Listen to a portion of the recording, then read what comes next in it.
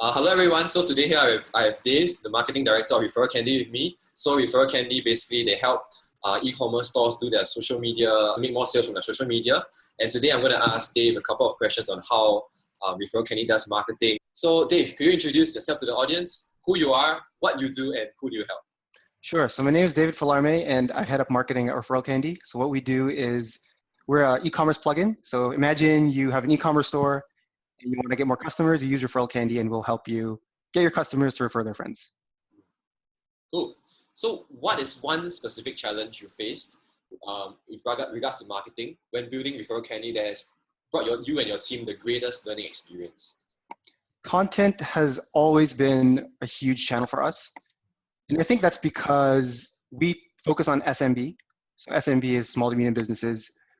People who aren't working in big companies, so we're not targeting the big e-commerce stores like Nike or, just we're not targeting big stores. We're focusing on people who are running their own shop, who have a small team.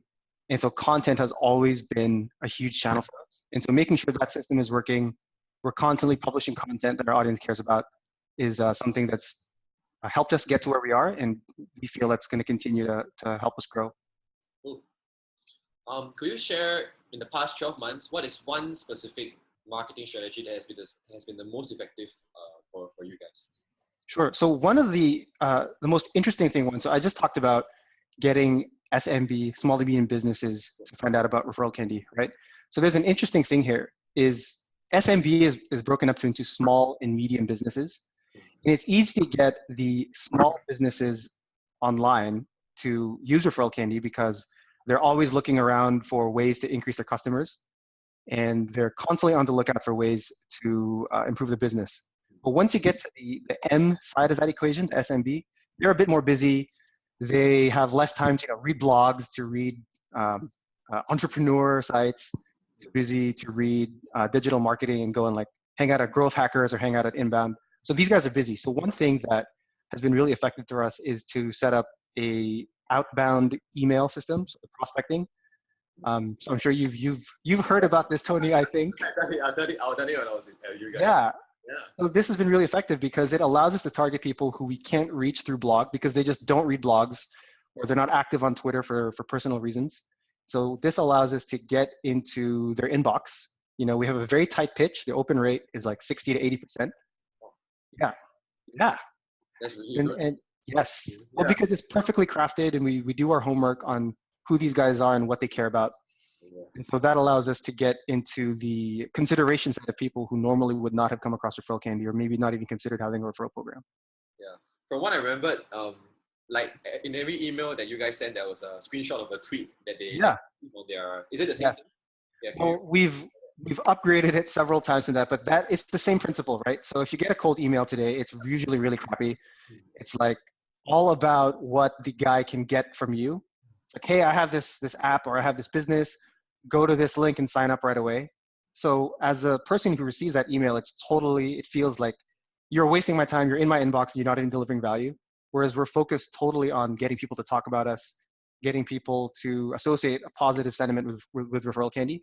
And so the email we send that you were familiar with is we'll actually take the time to look up a positive tweet about a retailer we're trying to incentivize to sign up for ReferralCandy. So let's say that an online flower store, we're going to take the time to find out a positive tweet about your store and then send it to you. So all we're doing is, hey, your store is really great. It's awesome. Look at these people who are talking about you. If you want more people to talk about you, then use ReferralCandy.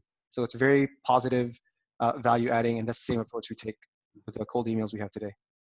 Oh, awesome. So next question I want to ask, right, is that it's something about customer journey. So you mentioned earlier that you guys you've got a lot of people through the top of the funnel. You're getting more. You want to increase your conversion rates in between. So you briefly share how do you bring prospects across your customer journey to the point where they want to sign up or they want to purchase a subscription. Yeah. So the best advice I can give here is we do some specific things, but I think for your audience the best thing to take away is you really, and this is cliche but it's true, you have to know your customer.